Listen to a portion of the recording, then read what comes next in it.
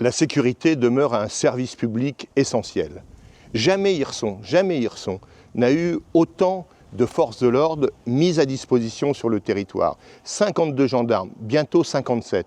Nous avons également mis en œuvre une politique qui s'appuie sur des services rendus, à savoir 2 nouveaux locaux pour le PSIG, le peloton de surveillance et d'intervention de la gendarmerie, et puis l'arrivée de la brigade motorisée, les motards, qui sont sur le territoire et qui viennent s'ajouter donc à la brigade autonome de gendarmerie.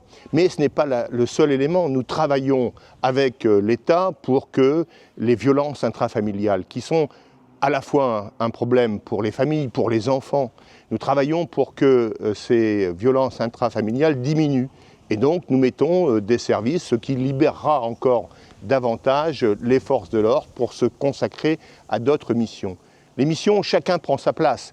Nous avons mis en place les travaux d'intérêt généraux parce que toute faute mérite effectivement réparation. Et donc nous mettons à disposition des services municipaux des personnes qui ont été condamnées et qui doivent donner gratuitement évidemment des heures pour les services publics.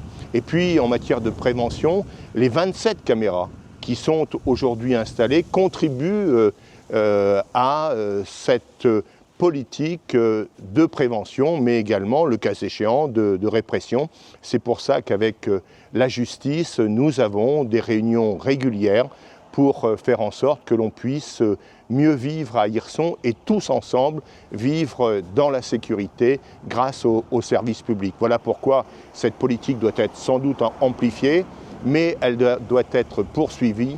Et la meilleure façon de la poursuivre, dès dimanche, ce sera de voter pour la liste Hirson pour tous.